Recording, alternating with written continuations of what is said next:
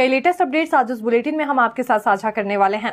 देखिए, सबसे बड़ी बात करेंगे 3 पोस्ट कोड्स को लेकर, क्योंकि लोक सेवा आयोग की ओर से यहाँ अभ्यर्थियों को कुछ निर्देश जारी किए गए हैं।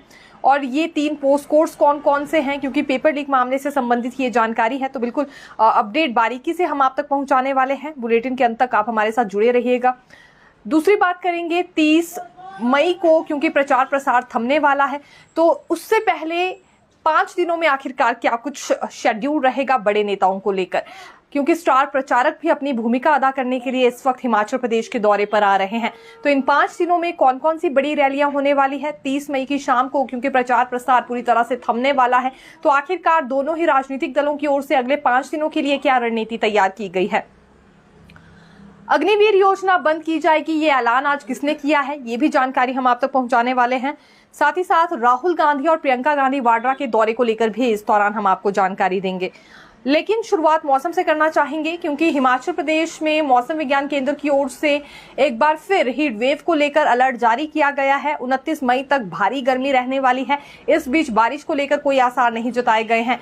ये 26, 23 और 28 को सबसे ज्यादा गर्मी रहने के आसार जताए गए हैं। 9 जिलों में येलो अलर्ट जारी किया गया है। हालांकि पिछले कल कुछ एक क्षेत्रों में हल्की बूंदाबांदी भी हुई थी, जिस वजह से गर्मी से राहत मिली थी, लेकिन अगले 3 दिनों में कोई भी आसार हल्की बूंदाबांदी के नजर नहीं आ रहे हैं, ये मौसम विज्ञान केंद्र की ओर से कहा गया है। अब देखिए, 30 मई को प्रचार थम जाएगा। 30 मई की वो शाम होगी जब प्रचार प्रसार पूरी तरह से थमने वाला है। वो इसलिए क्योंकि हिमाचल प्रदेश में आखिरी चरण में वोटिंग होनी है 1 जून को, और 1 जून का इंतजार हर किसी को बहुत ज्यादा बेसब्री से है, क्योंकि 1 जून को वोटिंग हो जाएगी। उसके ठीक 2 से 3 दिन बाद यहाँ रिजल्ट घोषित कर दिए जाएंगे, और फिर ये पता चल पाएगा कि आखिरकार किस राजनीतिक दल ने इन दिनों में अपनी बेटर परफॉर्मेंस दी है। जो प्रचार प्रसार किया जाता है वो जनता को अपनी ओर आकर्षित करने के लिए ही होता है। भाजपा भी दावा कर रही है कि जरूर जनता उनका ही साथ देने वाली है।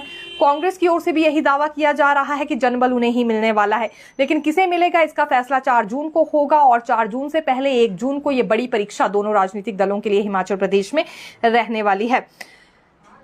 लेकिन 30 मई को, जैसा कि हमने कहा कि प्रचार प्रसार थम जाएगा, तो उससे पहले कोशिश भाजपा और कांग्रेस की ओर से ये हो रही है कि अगले 5 दिनों में जितने भी स्टार प्रचारक हैं वो अपनी भूमिका अदा कर लें। अभी देखिए, पिछले कल ही प्रधानमंत्री नरेंद्र मोदी की रैली हो गई है। भाजपा की ओर से ये जनसभा नाहन में आयोजित की गई थी, और उसके बाद मंडी में भी, क्योंकि जनसभा को संबोधित किया है प्रधानमंत्री नरेंद्र मोदी ने। आज केंद्रीय गृह मंत्री अमित शाह गरजे हैं, तो कहां कहां वो गरजे और क्या कुछ उनकी ओर से कहा गया, ये भी अपडेट हम आप तक पहुंचाएंगे।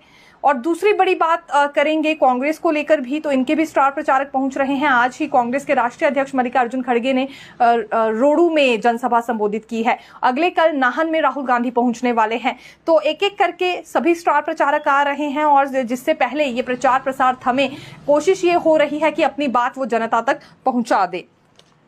अब देखिए, कांग्रेस के राष्ट्रीय अध्यक्ष मल्लिकार्जुन खड़गे आज रोडू आए थे जनसभा को संबोधित करने के लिए, और जो शिमला संसदीय सीट से कांग्रेस प्रत्याशी हैं विनोद सुल्तानपुरी, उनके लिए प्रचार प्रसार इन्होंने किया। अपील की लोगों से कि विनोद सुल्तानपुरी को ही वोट दे, क्योंकि इससे पहले जो सांसद रहे हैं सुरेश कश्यप, उन्होंने कोई भी कार्य नहीं किया, और भाजपा के किसी भी सांसद ने कोई कार्य नहीं किया है, कोई निडरता नहीं दिखाई है। संसद में आवाज उठाने से हमेशा से ये बचते आए हैं, तो इसलिए जरूरी है कांग्रेस का साथ यहाँ की जनता निभाए। लेकिन मल्लिकार्जुन खड़गे ने जो 4 बड़े सवाल किए हैं प्रधानमंत्री नरेंद्र मोदी से, उस बारे में भी आपको अपडेट दे देते हैं। पहली बात तो उन्होंने ये कही कि 15 लाख का क्या हुआ जो सभी के अकाउंट में आने वाले थे। दूसरी बात ये कि 2 करोड़ लोगों को रोजगार देने का वादा भी किया गया था, लेकिन रोजगार के नाम पर अग्निवीर योजना शुरू कर दी गई, जो कि अब कांग्रेस सत्ता में आने के बाद बंद करने वाली है। 4 साल के लिए ये रोजगार युवाओं के लिए ढूंढा गया है, उनके साथ खिलवाड़ है। तो जैसे ही अब इंडी गठबंधन जीतेगा, उसके बाद सबसे पहला काम इसी योजना को बंद करने का किया जाएगा। तीसरी बात उनकी ओर से यह भी कही गई है कि आखिरकार पिछले 10 सालों में कितनी ही गारंटियां यहां पर पूरी की गई हैं, कितने ही वादे मोदी सरकार ने पूरे किए हैं, इसका ब्यौरा उन्हें देना चाहिए। किसानों के लिए, बागवानों के लिए, महिलाओं के लिए क्या कुछ किया है, इस पर अपनी बात कहनी चाहिए। केवल योजनाएं तैयार की गई, लेकिन धरातल पर कोई भी योजना नहीं देखने के लिए मिल रही है। धरातल पर एक भी योजना नहीं उतरी है। हालांकि इस बीच एक ही बात भुनाने में जो कांग्रेस नेता लगे हैं वो संविधान पर है, और यही मल्लिकार्जुन खड़गे की ओर से भी कही गई है आज बात की। अब तो सार्वजनिक मंच पर भाजपा नेता ये कहने लगे हैं कि संविधान को खत्म कर देंगे। इसीलिए संविधान और लोकतंत्र, अगर ये दोनों ही चीजें बचानी हैं तो जरूरी है भाजपा को सत्ता से उखाड़ दिया जाए। जो कुछ इन्होंने भाषण में बड़ी बातें कही वो हम आपके लिए लेकर आए थे। अब अगर राहुल गांधी और प्रियंका गांधी वाड्रा की बात करें तो अगले कल, क्योंकि राहुल गांधी हिमाचल दौरे पर होंगे, नाहन में इनकी ओर से रैली संबोधित की जाएगी। जो जनसभा आयोजित की जा रही है कांग्रेस की ओर से, उसे लेकर तैयारियां हालांकि 2 दिन पहले ही पूरी कर ली गई हैं। और नाहन के बाद राहुल गांधी फिर ऊना का रुख भी करने वाले हैं। राहुल गांधी के दौरे के बाद प्रियंका गांधी वाड्रा भी पहुंचने वाली है और एक स्टार प्रचारक के तौर पर अपनी भूमिका अदा करेंगी। देखिए, एक दर्दनाक घटना भी इस बीच सामने आई है। ये पिछले कल की बात है, क्योंकि नाहन में काफी ज्यादा भीड़ जुटी थी नरेंद्र मोदी को सुनने के लिए, जो कि देश के प्रधानमंत्री है और तीसरी बार फिर उन्हें प्रधानमंत्री बनने का मौका मिले, इसी मकसद से खास तौर पर नाहन में वो रैली आयोजित की गई थी। तो चौपाल से भी काफी लोग वहां पर पहुंचे थे और इसके लिए बाकायदा प्राइवेट बसेस लगाई गई थी भाजपा की ओर से। जो प्राइवेट बस चौपाल से लोगों को लेकर पहुंची थी नाहन वाली रैली में, तो जैसे ही वापसी के दौरान सवारियां जा रही थी, हालांकि सवारियों को सुरक्षित पहुंचा दिया गया था चौपाल में, लेकिन जब ड्राइवर कंडक्टर लौटने लगे इसी प्राइवेट बस में तो ये दुर्घटनाग्रस्त हो गई। धाटू खाड़ी में ये अनियंत्रित हो गई और तकरीबन 100 फीट नीचे जाकर गिरी है। इस बीच गनीमत यही रही है कि जो भी लोग रैली में पहुंचे थे हिस्सा लेने के लिए, उन्हें सुरक्षित उनके घर पहुंचा दिया गया था। उसके बाद यह हादसा पेश आया है, लेकिन इसमें एक व्यक्ति की मौत हो गई है और ये 30 वर्षीय बताए जा रहे हैं। कपिल इनका नाम है और ये सिरमौर के निवासी हैं। ड्राइवर की दरअसल ये मौत हुई है। ये बस ड्राइवर थे, परिचालक फिर बच गया है, उनका भी उपचार चल रहा है। ड्राइवर कंडक्टर ही उस वक्त क्योंकि बस में मौजूद थे, लेकिन 100 फीट गहरी खाई में जब बस गिरी तो फिर ये बच नहीं पाए। एक तरह से दर्दनाक घटना हम ये कहना चाहेंगे और शायद ही इन्होंने कल्पना की होगी कि इस तरह की घटना भी इनके साथ यहाँ पर पेश आ सकती है। सिरमौर जिला की बाउंड्री में ये दर्दनाक हादसा दरअसल पेश आया है। केंद्रीय गृह मंत्री अमित शाह भी आज हिमाचल दौरे पर थे और इनकी ओर से भी जनसभा संबोधित की गई है। हमीरपुर संसदीय क्षेत्र से उम्मीदवार अनुराग ठाकुर के लिए इन्होंने अपील की है लोगों से कि उन्हें वोट दिया जाए और 5वीं बार उन्हें फिर सांसद बनाया जाए। एक बड़ी बात भी इस दौरान उनकी ओर से कही गई, क्योंकि ऊना जिला के अंब में ये रैली आयोजित की गई थी भाजपा की ओर से और वहीं जनसभा को संबोधित कर रहे थे अमित शाह। तो बड़ी बात उन्होंने ये भी कही है कि जहां भी वो जनसभा को संबोधित करने जाते हैं लोकसभा चुनावों के दौरान, हर बार जनता उनसे यही कहती है कि उनके सांसद को केंद्रीय मंत्री बनाइएगा, लेकिन हमीरपुर वालों को तो बने बनाए मंत्री मिल गए हैं। ये बड़ी बात कही। इसके बाद उत्सुकता और ज्यादा वहां के लोगों में बढ़ गई थी। हालांकि स्ट्रेंथ आज काफी ज्यादा वहां पर भी देखी गई है। पिछले कल की भी बात करें तो काफी हजारों में लोग पहुंचे थे प्रधानमंत्री नरेंद्र मोदी को सुनने के लिए। आज अमित शाह की रैली भी उतनी ही जोश भरी हमें नजर आई है और जब उन्होंने ये बात कही कि बने बनाए मंत्री हमीरपुर संसदीय सीट को मिलने जा रहे हैं तो उत्साह और जोश लोगों का और ज्यादा बढ़ गया था, क्योंकि एक तरह से ये हौसला बढ़ाने वाली बात केंद्रीय गृह मंत्री अमित शाह ने कह दी थी। दूसरी बात अमित शाह की ओर से यह भी कही गई कि नरेंद्र मोदी को भी तीसरी बार प्रधानमंत्री बनाना है। 5 चरण हो चुके हैं वोटिंग के, 310 के पार अभी भाजपा चल रही है और अब जो 6वां और 7वां चरण होगा उसमें 400 पार का टारगेट पूरा करना है और आम जनता ही इसे संभव कर सकती है। राहुल गांधी और प्रियंका गांधी को लेकर एक बात अमित शाह ने यह कही है कि राहुल बाबा और प्रियंका गांधी शिमला में खुशियां मनाने के लिए पहुंच गए, लेकिन रामलला की प्राण प्रतिष्ठा में नहीं आए। इनकी सोच का अंदाजा यहीं से लगाया जा सकता है।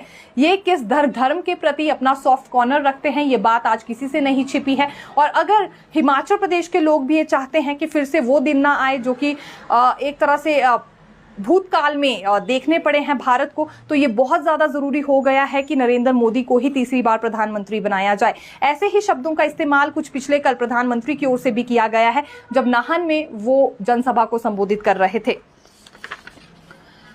एक और किन्नौर में भाजपा को देखिए बड़ा झटका लग गया है।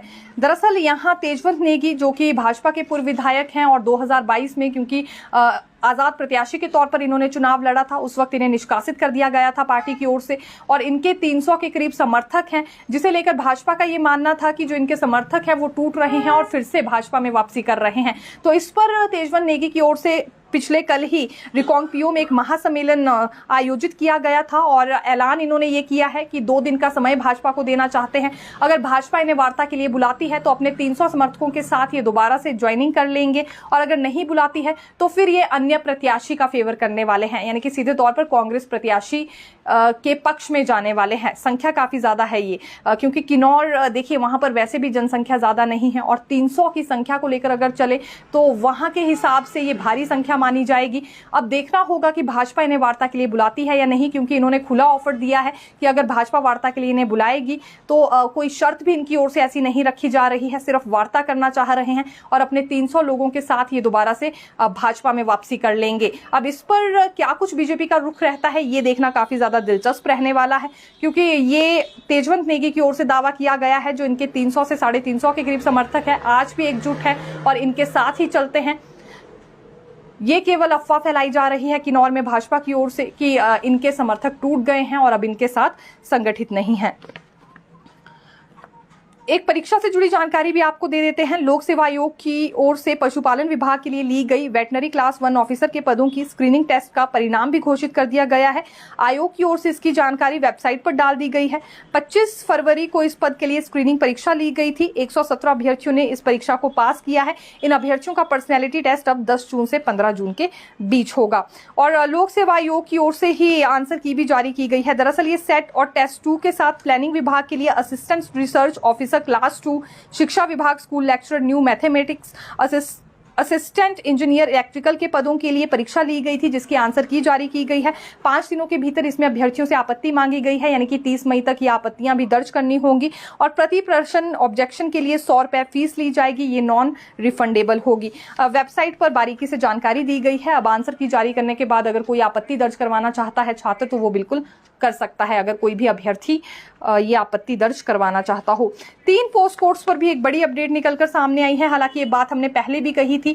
3 पोस्ट कोड्स जिन्हें लेकर हमीरपुर कर्मचारी चयन आयोग ने पहले विज्ञापन जारी किए थे, लेकिन फिर उस वक्त सुखू सरकार ने आयोग की कार्यप्रणाली भंग कर दी थी और जिम्मा लोक सेवा आयोग को दिया था। लोक सेवा आयोग ने इन 3 पोस्ट कोड्स को लेकर 10 फरवरी को विज्ञापन जारी किए। एक इसमें आयुर्वेदिक फार्मेसी ऑफिसर का पोस्ट कोड है, 41 इसमें पोस्ट है, जूनियर ऑफिसर असिस्टेंट अकाउंट का भी पोस्ट कोड है, 42 इसमें पोस्टें निकाली गई थी और जूनियर ऑडिटर के 37 पदों के लिए यह विज्ञापन जारी हुआ था 10 फरवरी को। और उसके बाद कुछ अभ्यर्थियों ने दावा यह किया था कि जब पहले हमीरपुर कर्मचारी चयन आयोग ने विज्ञापन जारी किए थे तो फीस इन्होंने जमा करवा दी थी और अब इस फीस का रिकॉर्ड क्योंकि लोक सेवा आयोग को मिल नहीं रहा है, इसीलिए 28 जून तक मौका दिया गया है दोबारा फीस जमा करवाने के लिए। उसके बाद ये मौका नहीं मिलने वाला है। या तो अभ्यर्थी अपना प्रूफ दे दे, एक तरह से रिकॉर्ड बता दे कि उन्होंने फीस पहले जमा करवाई है। अगर कोई रिकॉर्ड उनके पास नहीं है तो 28 जून तक यहाँ पर उन्हें मौका दे दिया गया है कि वो अपनी फीस जमा करवा सकते हैं। हालांकि पहले इसमें अवधि कम रखी गई थी लेकिन अब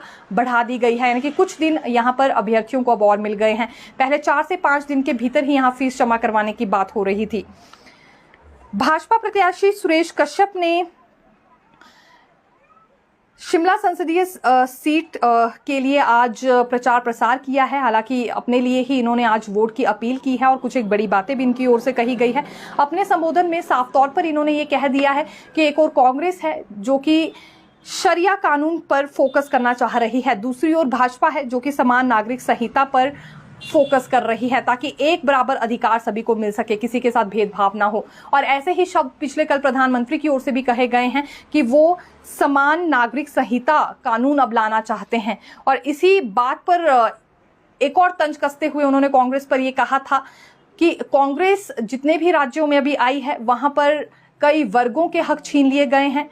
हिंदू धर्म में कई वर्गों का आरक्षण छीनकर मुसलमानों को दे दिया गया है, लेकिन भाजपा इसे बर्दाश्त नहीं करने वाली है। सीधे तौर पर उन्होंने मुस्लिम समुदाय पर यह हमला बोला है, कांग्रेस पर हमला बोला है और ये भी कहा था कि समान नागरिक संहिता पर अब जल्द ही कानून लाया जाएगा, एक बराबर हक सभी को मिलकर रहेगा। लोग अगर इस कानून को चाहते हैं तो भाजपा को सपोर्ट करें, ये भी उन्होंने अपील लोगों से की थी। और आज सुरेश कश्यप के शब्द भी कुछ ऐसे ही थे। सुधीर शर्मा की ओर से भी एक बड़ी स्टेटमेंट सामने आई है धर्मशाला से, क्योंकि सुधीर शर्मा भाजपा प्रत्याशी हैं। लगातार मुख्यमंत्री ये कह रहे थे कि वो कुछ डाटा निकलवा रहे हैं, सुधीर शर्मा एक्सपोज होने वाले हैं, सुधीर शर्मा को लेकर बड़े बड़े खुलासे हो रहे हैं और एक निर्धारित तिथि उनकी ओर से तय की जा रही है कि कब जनता के समक्ष ये खुलासे किए जाएंगे। तो सुधीर शर्मा ने इस पर बड़ा पलटवार किया है और ये उनका कहना है कि मुख्यमंत्री सुक्खू के पास कोई तथ्य नहीं है, कोई कागजात नहीं है, कोई आंकड़े नहीं है जिस हिसाब से वो अपनी बात रख सके। लेकिन सुधीर शर्मा के पास सभी तथ्य पहुंच गए हैं, सभी डॉक्यूमेंट्स भी हैं जिन्हें वो लोगों के सामने दर्शा भी सकते हैं। जब प्राकृतिक आपदा आई थी तो सभी स्टोन क्रशर्स बंद कर दिए गए थे, लेकिन सीएम सुक्खू ने अपने भाई को इजाजत दी थी क्रशर चलाने के लिए। एक ही क्रशर उस वक्त चल रहा था जो मुख्यमंत्री के भाई का था। लाखों में उनके परिवार वालों ने जमीन खरीदी है और करोड़ों में बेच रहे हैं। न जाने इतने कितने घपले किए हैं, उनके पास कागजात हैं, जल्दी ही जनता के समक्ष भी रख लेंगे। लेकिन उससे पहले मुख्यमंत्री बताए कि उनके पास सुधीर शर्मा के खिलाफ आखिरकार कौन से तथ्य हैं।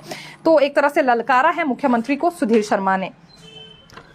शिमला संसदीय क्षेत्र से जो कांग्रेस उम्मीदवार है विनोद सुल्तानपुरी, आज इन्होंने भी एक बड़ी स्टेटमेंट दी है। हालांकि इनका ये कहना है कि सुरेश कश्यप, जो कि अभी मौजूदा समय में भी सांसद है, निडरता अगर उन्होंने दिखाई होती तो इतना ज्यादा नुकसान शिमला संसदीय सीट को नहीं पहुंचता, बागवानों को नहीं पहुंचता, कोई भी सवाल वो संसद में नहीं पूछते थे। लेकिन अब सुल्तानपुरी उनकी राह में नहीं चलेंगे, बल्कि यहाँ की जनता के मुद्दे उठाने वाले हैं। और एक बात इन्होंने ये भी कही कि चोर दरवाजे से सेब आयात होकर देश में आ रहा है। हिमाचल का सेब 400 और चेरी का डिब्बा 600 रुपए पहुंच गया है। ये नुकसान भी कहीं ना कहीं सुरेश कश्यप की बदौलत हुआ है, जिन्होंने अपने ही संसदीय क्षेत्र के लोगों के लिए आवाज नहीं उठाई।